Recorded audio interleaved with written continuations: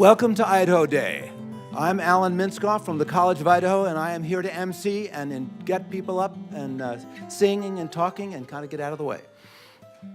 I wanted to welcome all of you, and especially, of course, our Governor Brad Little,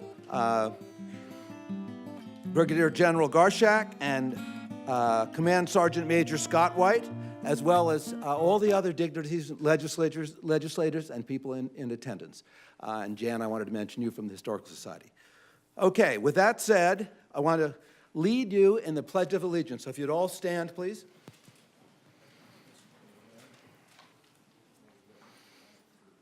Oh, wait, I'm sorry. See, already, I've been on 30 seconds, and there's already a glitch. Please come forward.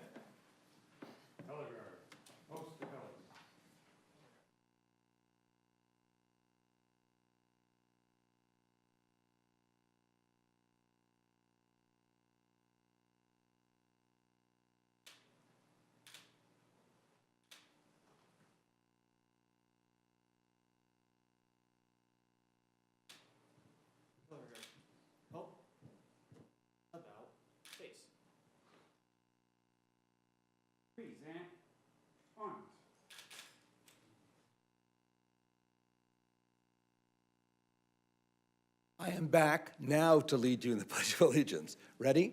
I pledge allegiance to the flag of the United States of America and to the republic for which it stands, one nation, under God, indivisible, with liberty and justice for all.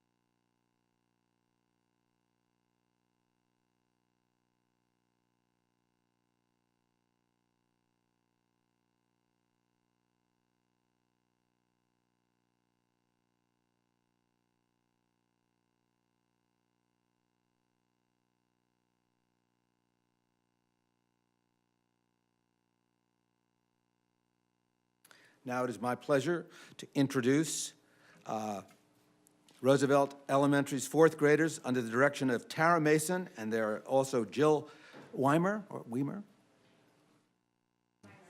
thank you, and Katie O'Neill.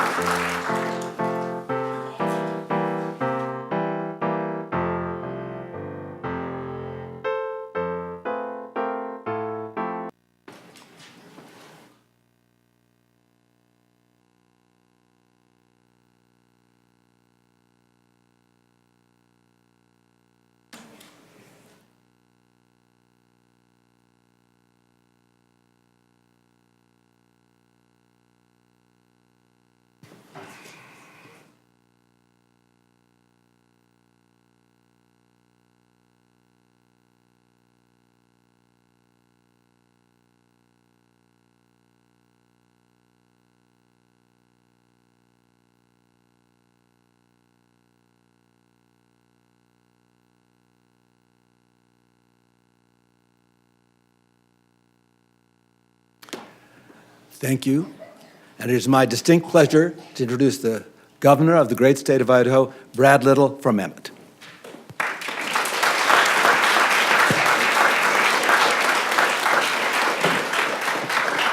Thank you, Alan. I was just talking to General Garshak, and in 1976, we had the bicentennial for the United States. He sang at that event. So maybe one of these days, one of you will grow up to be Adjutant General of the Idaho National Guard with all your good, oh, there they already have a volunteer, so I'll put your name on the list. So I have an official proclamation from the Office of the Governor that talks about specifically about today. Whereas on the morning of March 4th, 1863, President Abraham Lincoln signed an act of Congress into law, creating the Idaho Territory. And whereas on July 3rd, 1890, President Benjamin Harrison signed an act of Congress establishing Idaho as a state. And whereas over the past 129 years, the state of Idaho has brought great pride to our citizens and nation. And whereas Idaho is known for its rich soil, vast and fruitful land, and the beautiful mountains that are replete with opportunities, strong family values, and an inimitable spirit of independence and self-reliance. And whereas Idahoans are proud of their history and demonstrate their continued spirit and perseverance. And whereas it is important for all Idahoans to take time to reflect on their roots and their history. Now therefore I, Brad Little, Governor of the state of Idaho, do hereby proclaim March 4th, 2019 to be Idaho Day in Idaho. Signed, Brad Little, Governor.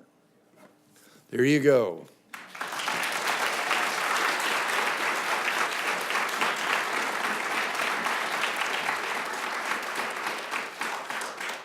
I noticed up on the Senate floor, all the senators were talking about their districts and how and where they came from. And I was asked to talk a little bit about my hometown of Emmett. And it's interesting that Emmett, Francois Payette had been through there as a trapper, but it was really the same time as Idaho became a territory when Emmett started to grow, and it, like most of the rest of the state, with the exception of Franklin County, most of Idaho grew predicated on the mining industry. Obviously, in the Nez Perce area, Pierce being our second town, first place that gold was discovered, but here in this part of the state, it was the Boise Basin, the Idaho City area where gold was discovered. And with that discovery, a lot of the surrounding communities around the Boise Basin or Silver City was where commerce started to flourish. And the Emmett was originally called Martinsville. And the reason it was called that was when they started to build out commerce in Emmett to provide produce, meat, whatever products they did for the miners that were at Idaho City, which at that point in time was one of the largest, I think at one point in time it was the largest city in the Pacific Northwest. They needed food, and that's where Emmett came from. But that was also before we had our reservoir system, and in the spring, this time of year, a little later than this, the river might be as wide as a mile wide. And so Nathaniel Martin, built a ferry at Emmett for commerce to get back and forth across the river, and that's how Emmett came to be a city in the state of Idaho. But just like a lot of those other cities, it started off providing food, providing freight, providing all the different parts of commerce that you needed for the miners up in the Idaho City area. And of course, later, we had a mine in Jim County that was a pearl, but it wasn't near as big as the mine that was there. But first they started doing produce, then they started doing livestock, and it was all part of the commerce that was also here in the Boise Valley as they provided what was needed for the miners that were all over Idaho at that time. Then later, the railroad came into the valley. Later, irrigation system was put in. Farming flourished. the timber industry, which started in this part of the state mainly to create, obviously, timber for houses, but for some, in some regards, that timber was for timbers that were inside of mines. So the timber industry, agriculture, it all kind of flourished as part of the mining industry, which was really the formation of our state.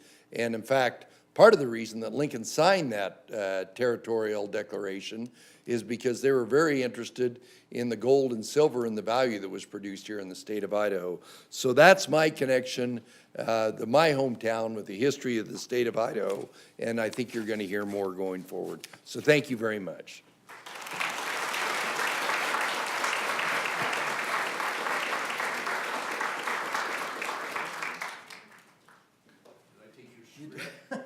My cheat sheet, which I desperately... You'll just have to wing it then.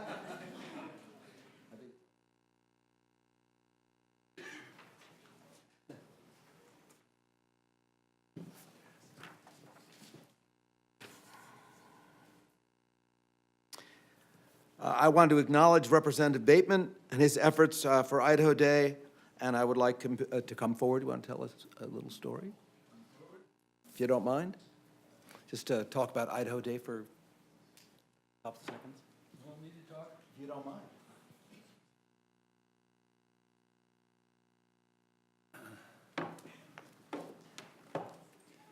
Oh, this wasn't expected, but if you went back to the beginning of 1860, at the very beginning, there were no towns at all in Idaho, not one.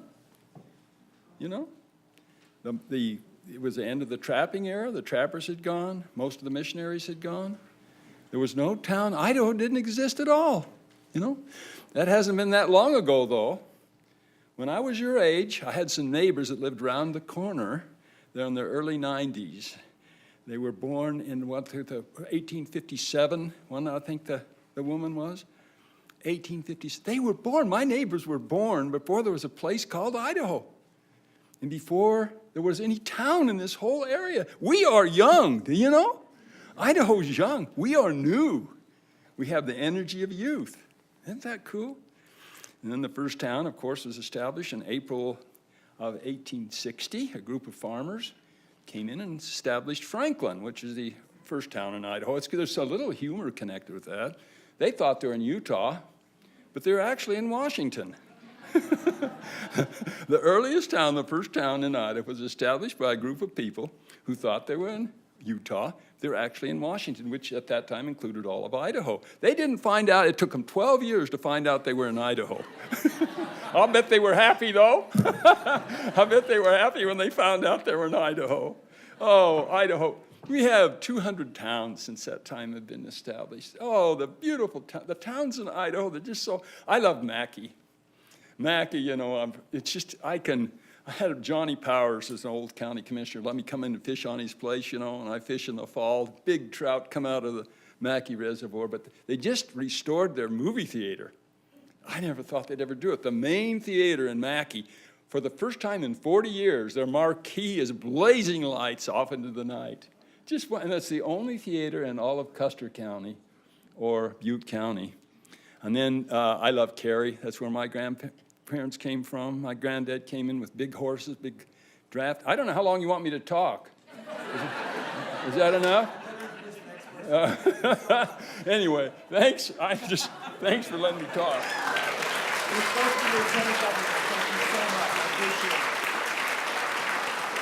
Now she's here. Okay. Okay. Throwing stuff around. A little spontaneity never hurt anybody, right? Okay. So the Lieutenant Governor is here. So you are up next. My pleasure to introduce Lieutenant Governor Janice McEachin. Is that how you say it?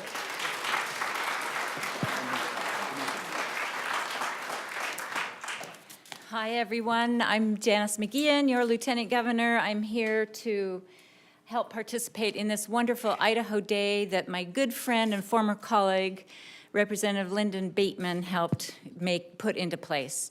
And I wanted to, before I start on my little small-town Idaho story, I wanted to share with you this beautiful picture that Representative Bateman made for me. He painted it and in his beautiful handwriting wrote the poem which he composed when he was a young boy, and it talks about the beautiful hills and the blue flowers and the bluebirds that we have in Idaho.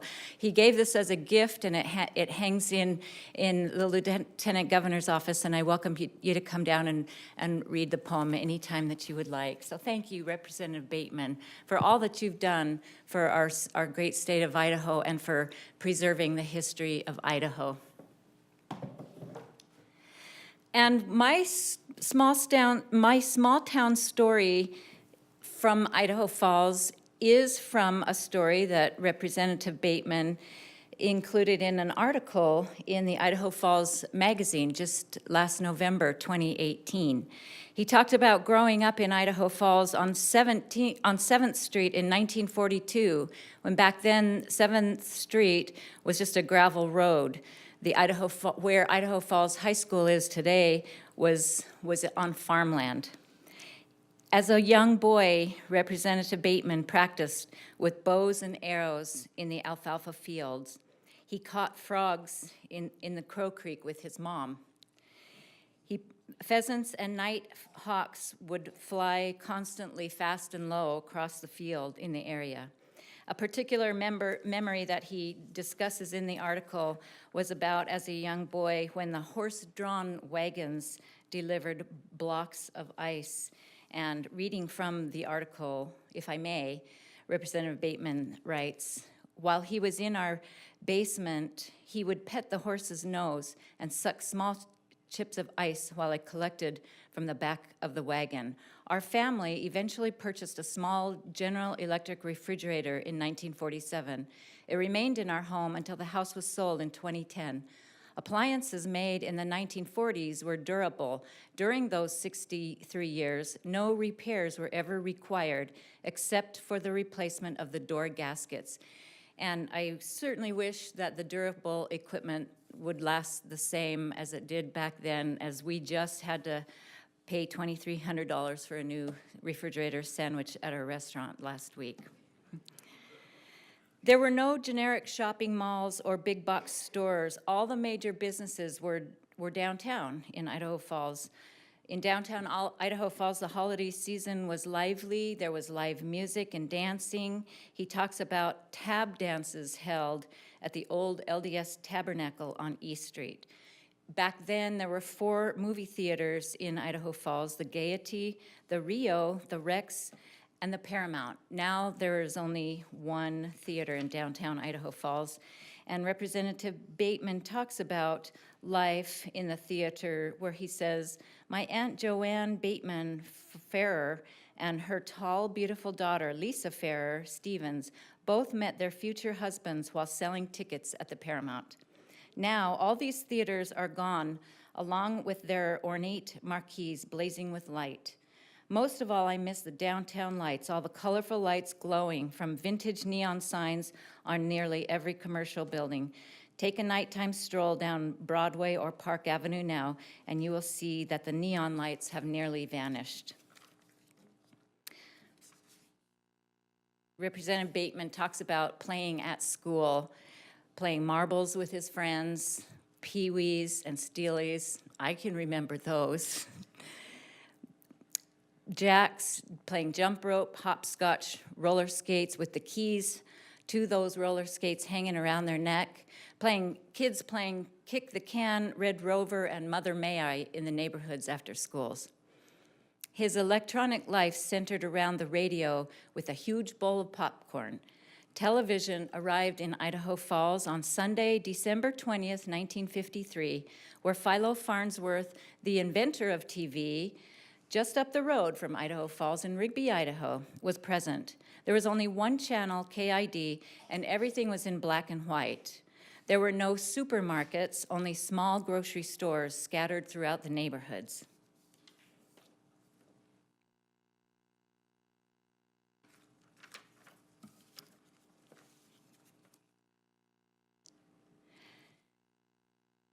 Representative Bateman talks about his most favorite pastime back then, and that was the candy counter, how it was pure paradise. Lollipops could be bought for a penny, large cinnamon ones for 2 cents. There were exotic items like candy cigarettes, bubblegum cigars, or even plastic bean shooters for 5 cents each. Those items would be forbidden today. Virtually my only source of income for treats came from pop and beer bottles I collected out of garbage cans after searching for hours in alleys along the numbered streets. Vern and Eva gave me 2 cents for each pop bottle and 1 cent for a beer bottle, which I used to buy candy. His most memorable experience at the county candy counter involved his first purchase of bubble gum. And he talks about how during World War II, certain ingredients in the gum were needed by the military, so the treat was not available in our area. Finally, after the war ended, Vern announced the arrival of a shipment of bubble gum, and we kids lined up halfway down the block to get a few pieces wrapped in red, white, and blue paper. I could hardly wait as I saw the older kids leaving the store blowing bubbles. It was like magic. Finally, I reached the front of the line and was able to buy 3 or 4 pieces and began to chew. To my surprise, no bubbles came out of my mouth, and I began to cry in disappointment. I thought it would all be automatic until my Aunt Joanne explained that blowing bubbles was a skill to be learned by shaping the gum thin with the tongue and blowing extra hard. Gradually, after much practice, I caught on and retained the skill to this very day, 72 years later. And I do have a little piece of bubble gum that if Representative Bateman would be so inclined to blow bubbles for us today, we would love that. Yeah. Well, those are some memories that I just wanted to share with you all today from my hometown of Idaho Falls, Idaho, and from my friend, former Representative Lyndon Bateman. And I do so appreciate all that you've done, Representative Bateman, to preserve the history of Idaho. And I remember a bill that you carried in the legislature to preserve cursive writing.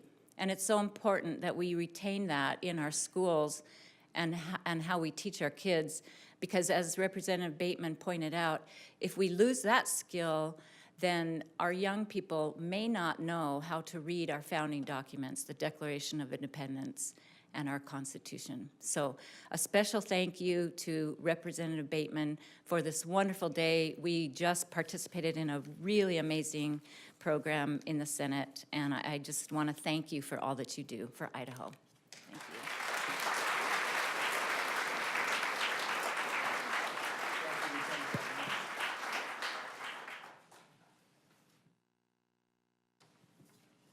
Okay, next on our program, I have the pleasure to introduce the Executive Director of the Association of Idaho Cities, Jess Harrison. I just wanted to add a note. In 1976, and you'll hear more about this later, in 1977, I did a project called A Future for the Small Town of Idaho. And we had at least 2 of her predecessors who came with us. One was Marty Peterson, who everybody knows, and Floyd Decker, who a few of us remember. Anyway, Jess Harrison.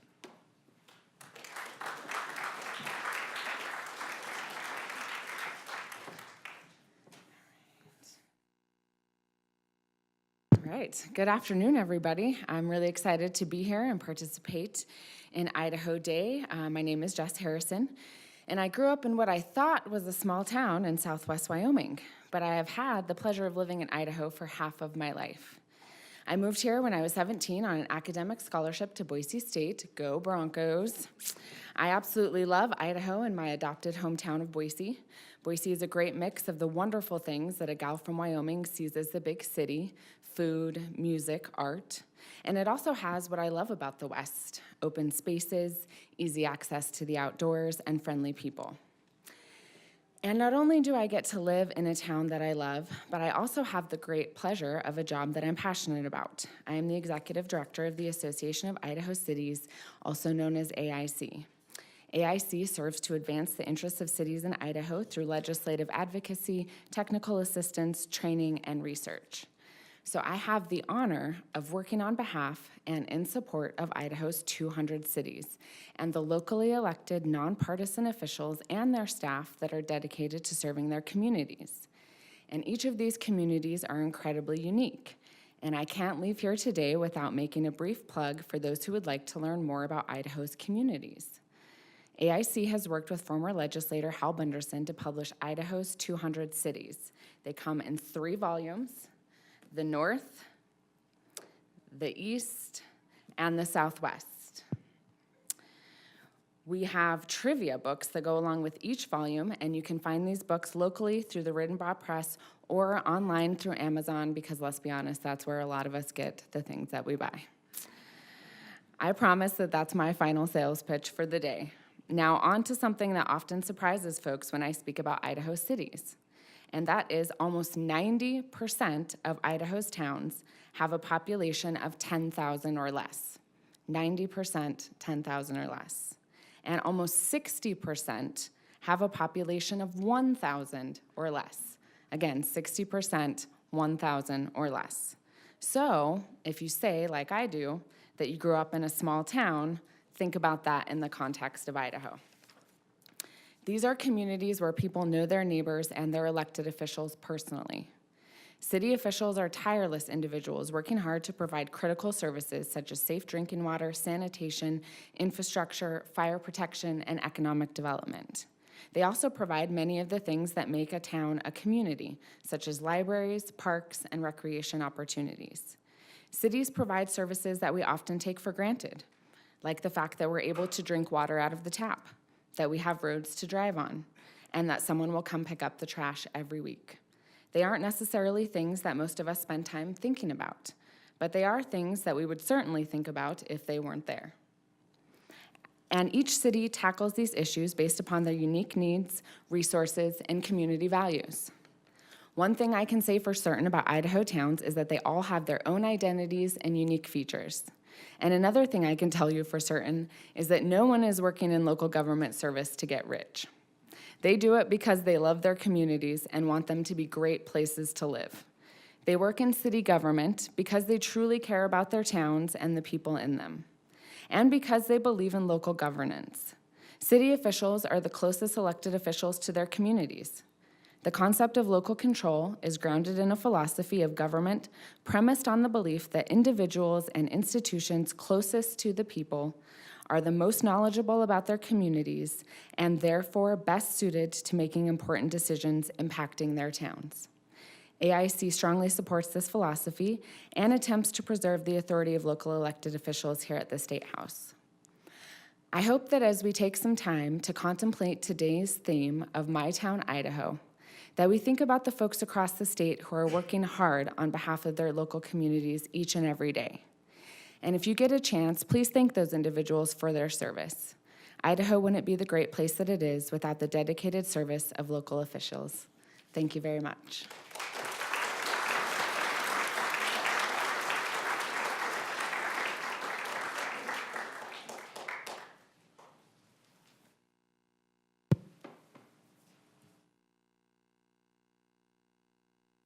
It's now my pleasure to introduce Command Sergeant Major Scott White.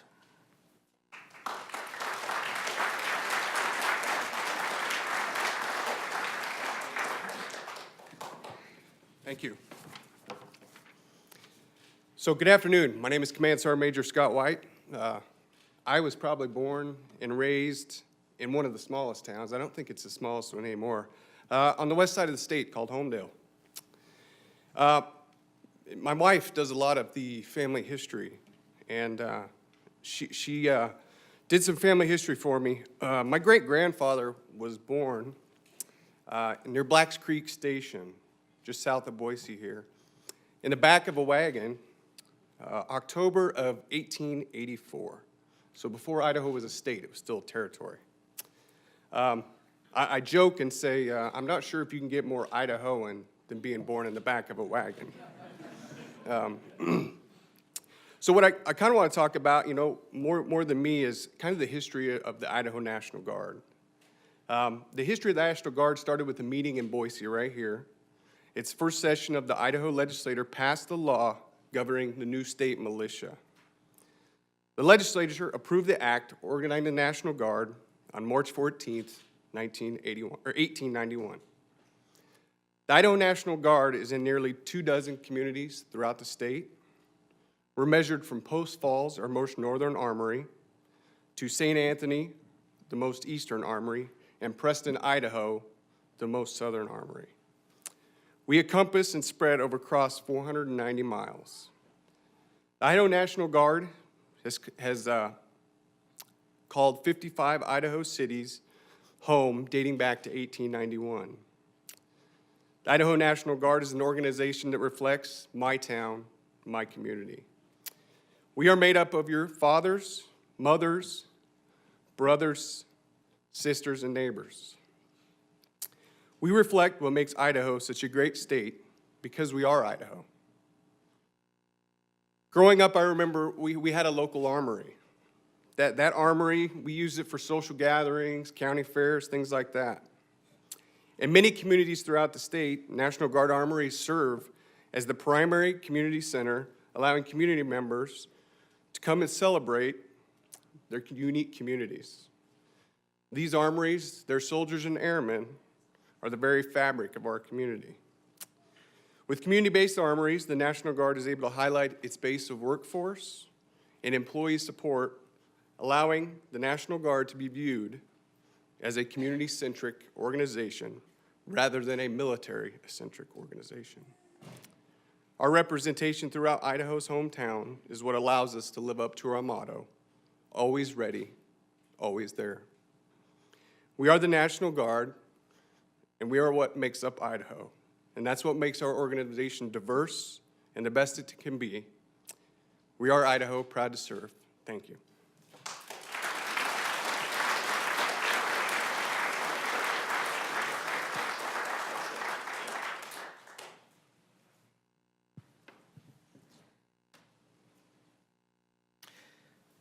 Well, now we're going to have some fun. We've had fun all along. So I want to introduce the Idaho State Poetry Slam event winner, Alexa Porter from Idaho City. And I have a special love for Idaho City. I was the historian of the old buildings there in 1974. Makes me feel old. Anyway, Alexa, are you here? Please.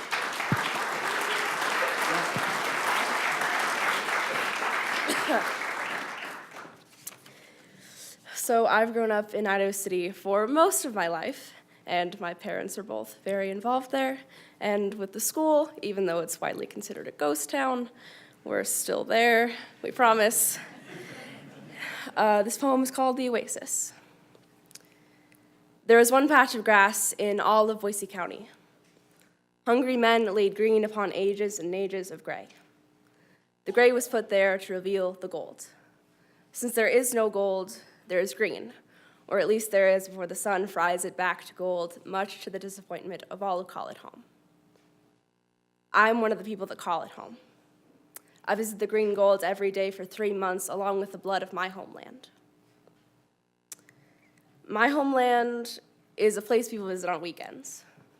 My homeland is an escapist Ponderosa Pine paradise.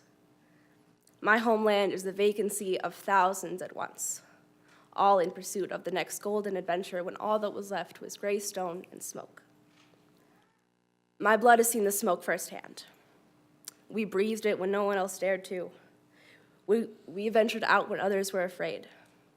When we found nowhere, we made a home out of it. There is one patch of grass in all of Boise County. Hungry men laid green upon gray and prayed for distant victory for their sons on a future battleground. Since there is no gold, our blood is determined to bring some home. We keep the grass growing as long as we are here. We pass our home down to our adopted offspring with the hands we made it with. Thank you.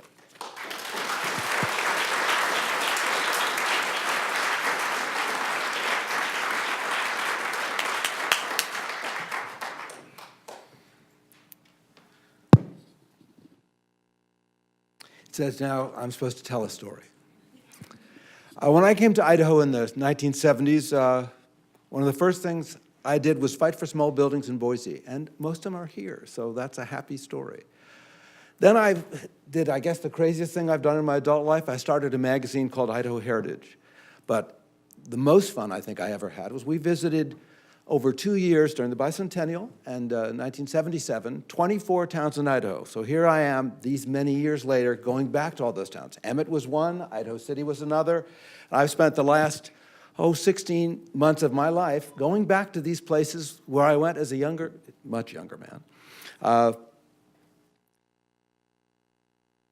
And there are so many stories, I think I'll just tell one or two. You guys know where Elk River is? You do. Elk River is an old timber town, and it's not what it once was. There's still a few guys who log and some people who drive logging trucks. And of course, they have an attitude about everything that's Idaho. So I've been asking all throughout small town Idaho, tell me your attitude toward the wolves. It's an issue.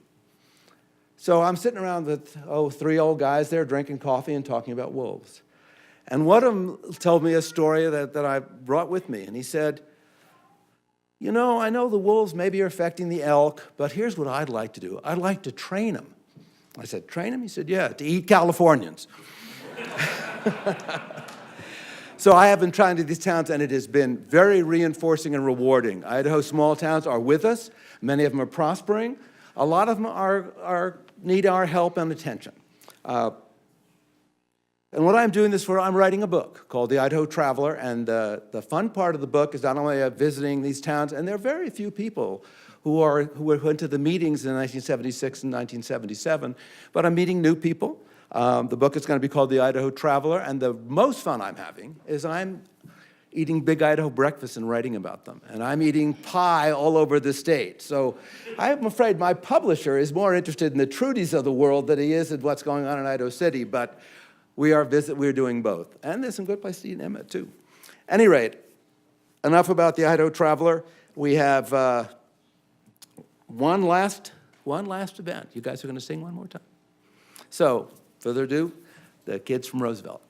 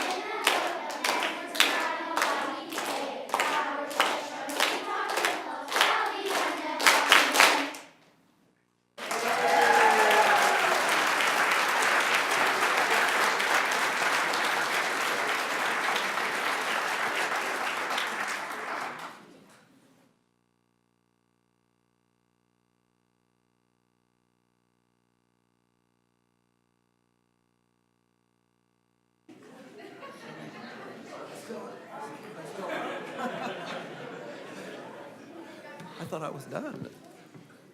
Okay.